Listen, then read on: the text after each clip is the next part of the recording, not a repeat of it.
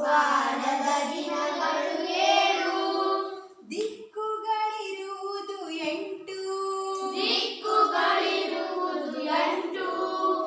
ರಸಗಳು ಇರುವವು 9 ರಸಗಳು ಇರುವವು 9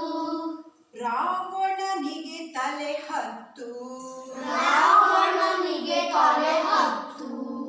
ರಸಗಳು ಇರುವವು 9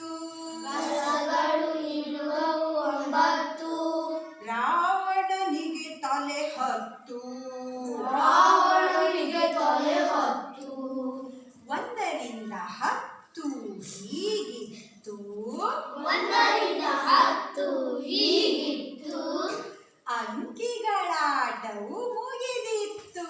ಅಂಕಿಗಳ ಆಟವು ಮುಗಿದಿತ್ತು 1ರಿಂದ 10